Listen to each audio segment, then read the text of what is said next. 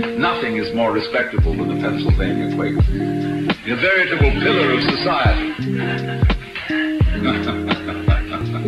But the laws of the United States about religious freedom were designed for just such people as Quakers. They were individualists.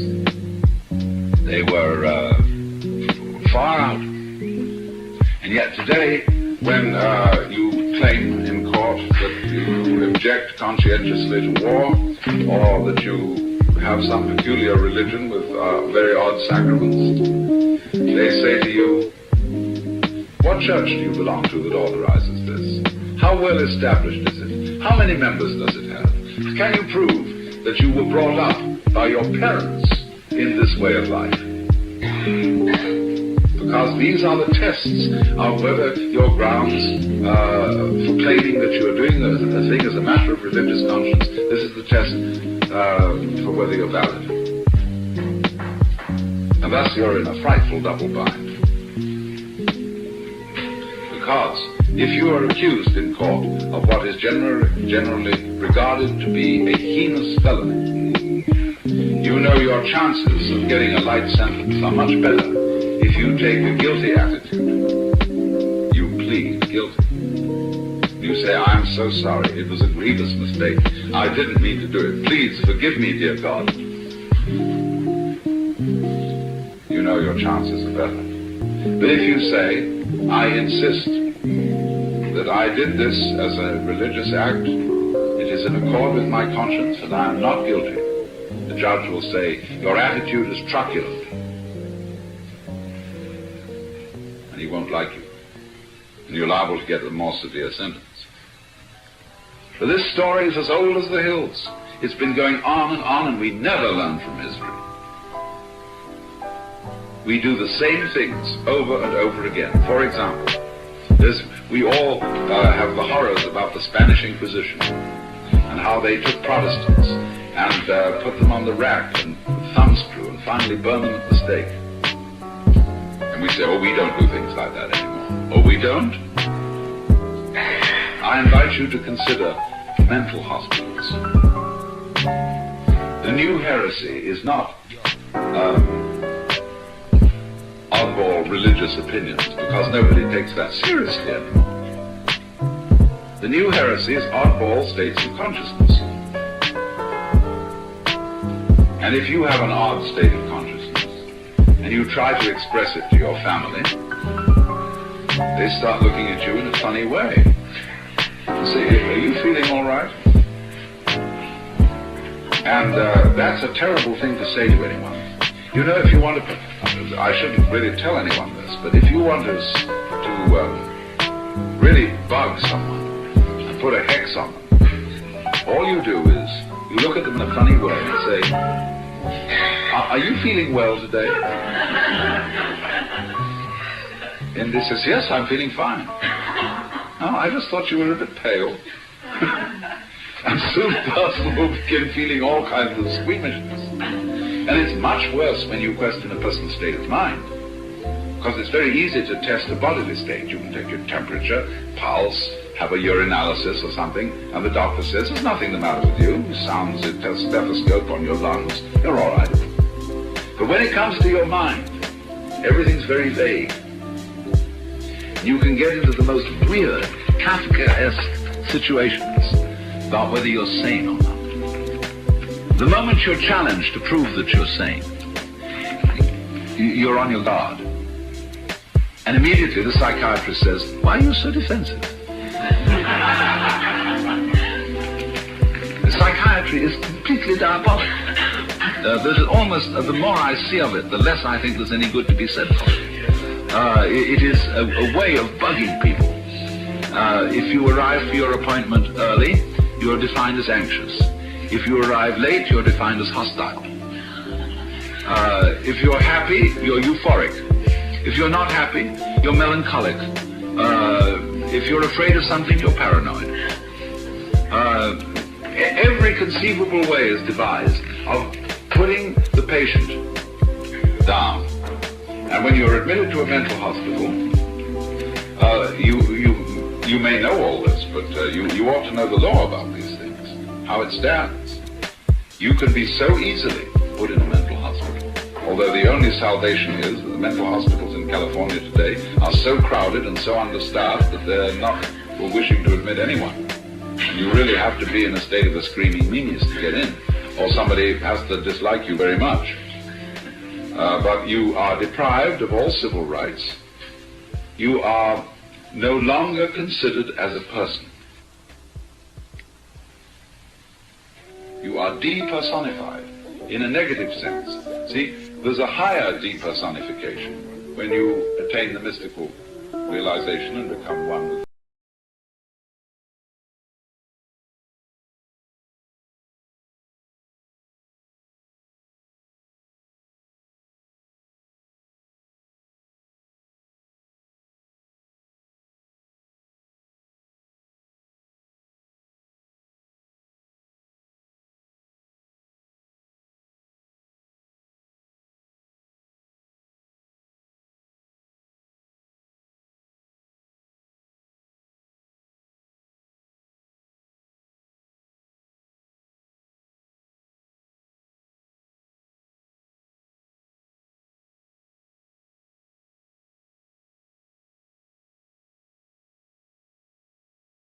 because they look at you in a funny way about everything you say. Say, I wonder what he meant.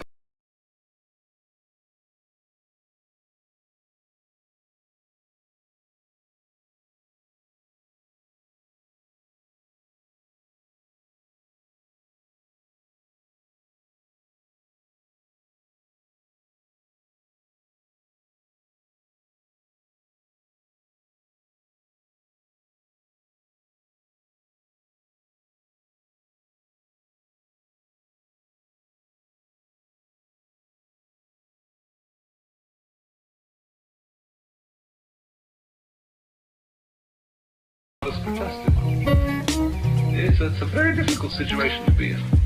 Never send anyone to an insane asylum. Do anything but that. Anything. Because that's the trap they get in. And then, of course, because they're understaffed, you're ignored. They really don't have time to get around you. I know what the problems are. And even very conscientious psychiatrists in insane asylums just can't get the work done. So how do you get attention? Well, you start being difficult in the expectation that this will draw attention to you and you'll get some therapy. And that doesn't really work. I'll tell you how to get out of an insane asylum in a minute. But the thing is that you try to get attention until they construe all the things you do to get attention as being further signs of insanity, of lack of cooperation. Finally, they throw you in a cell where there's nothing left to you but to take shit and throw it at the walls in order to get some kind of attention. And they see how far gone he is. Now, the way to get out of an insane asylum is very subtly to flatter one of the psychiatrists and cooperate with him to the utmost, not too quickly, but in a sort of gradual way so as to give him the impression that his method of treatment is working in your case. Because he wants to write a paper, so he'll publish it in a psychiatric journal showing that a certain method, a certain technique is really good. And you will cooperate with that idea, and you'll do everything he tells you, but just in the right, with a certain little subtle resistance to it. See? He'll immediately spot you as someone who's playing funny business if you cooperate completely. See? Don't do that. But just gently let it be understood that his therapy is working and they'll release you. Unless, of course, you want to go to an insane asylum just so as to have no responsibility and just get out of the whole mess. I think there are some people who do that. But you see what we've got here in this situation is that having a different state of consciousness, or because you experience differently from other people, that's heresy. And that makes everybody else terribly uncomfortable. And so, in you go. And then, you see, now, this isn't all. They say, well, this is pretty desperate. Golly, what are we going to do to help this person? You know, in all the kindness of their hearts, what are we going to do? Well, you can see the inquisitors thinking this problem over too. This heretic. Do you realize that he's going to be tortured forever and ever and ever because of his beliefs? And they're infectious, they spread, they go to other people who will be tortured in hell forever and ever and ever because of what they believe. What are we going to do? We'll reason with them and they don't respond to reason. Well, let's apply a thumbscrew or something, you know, and let's see if that will just make the difference. No? This very stubborn patient. Well, it's a last resort, but we could burn them. Because they might, under the torture of being burned, repent, and therefore escape everlasting damnation. And they did it with the kindest motivation. Burned up the heretics. So in the same way, in a modern mental hospital, they say, well, we'll try shock treatment. You know, nothing is more unbelievably clumsy. It works occasionally because the patient realizes that he'd better get out at all costs. But by and large, it doesn't. And all it is a form of torture. And if that doesn't work, well, they say the only thing is to scrape out the front part of his brain. You know, they put an ice pick through the alongside the eyeball and get it into the front part of the brain, and they stir it up. It's called a prefrontal lobotomy. And then the person is a happy moron for the rest of his life.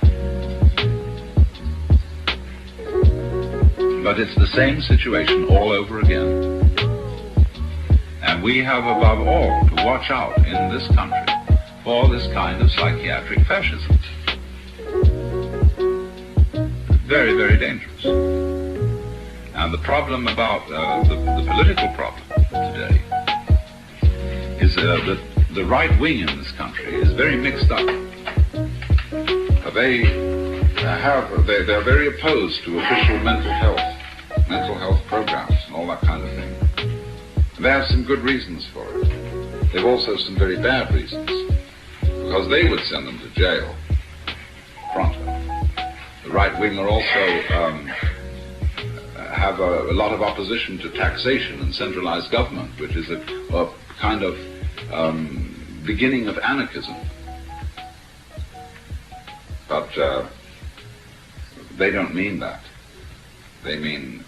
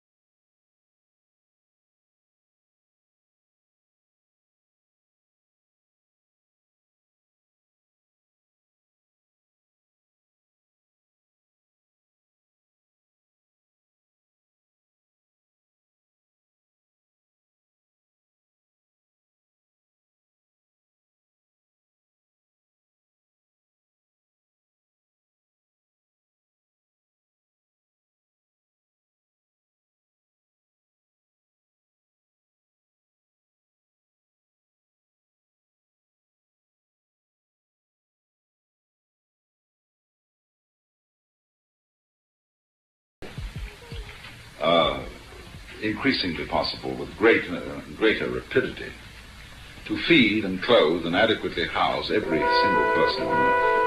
There's no technical obstacle to that whatsoever.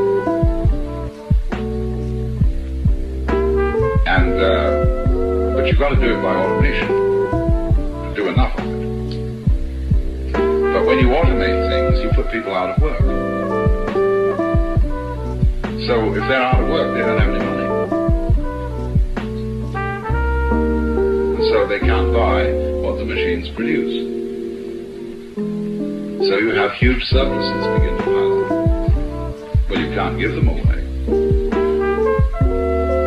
What would happen, you see, if you said, well, let's pay the people for the work the machines do? We said that would be going into debt. Where's the money going to come from? Well, money is originally based on gold. And this is real hocus pocus. Because supposing that gold is rather rare and you can't always find a new gold mine, but yet you're producing millions of tons of butter, milk, wheat, iron, wood, everything you could possibly need. We've got to wait to find a gold mine to get all this stuff into circulation. So the only thing they can do is this. People only go into debt in an emergency. So we increase the national debt, and therefore circulate more and more purchasing power to keep the economy running by having wars. The perpetual state of emergency. The government has to go into debt because we're threatened by the communists, by the whatever, Chinese, Vietnamese, anything, anyone. Just so long as we can say there's an emergency, therefore we can go into debt. But actually going into debt is gobbledygook semantically. All you're doing is you're issuing credit based on the actual productive wealth of the nation, or whatever community is the unit. But people don't understand that, just as several hundred years ago they couldn't possibly understand that the earth was round, and that if you lived in the Antipodes you wouldn't fall off. And so there's a similar mumbo-jumbo and hocus-pocus about money. Money is a measure of wealth, like inches or pounds or grams. And when you discover a load of iron ore, you don't have to go and borrow 1,000 tons from someone before you can do anything with it. So, in this way then,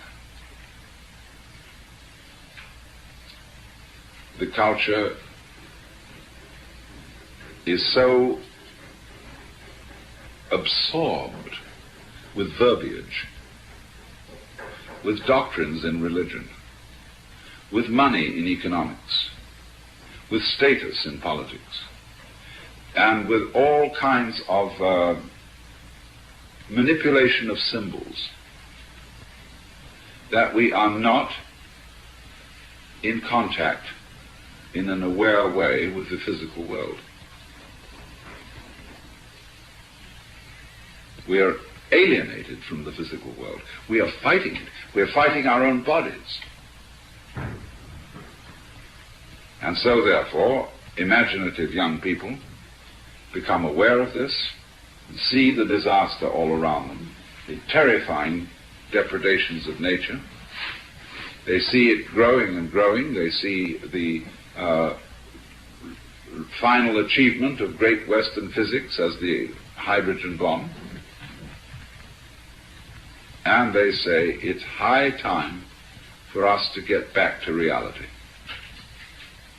And therefore, naturally, they are accused of peddling hallucinations. But who is under a hallucination? Look at it. Recently, Congress passed very strict laws against burning the American flag. And they did it with great fervor and all sorts of patriotic speeches and this, that, and the other. While they are, by acts of commission or omission, they are burning up the country for which the flag stands, allowing continued pollution of the atmosphere, of the water, ravaging of the forests, destruction of wildlife on a fantastic scale. Oh yes, that doesn't matter. You can tear the physical territory to pieces, just so long as you don't burn the flag.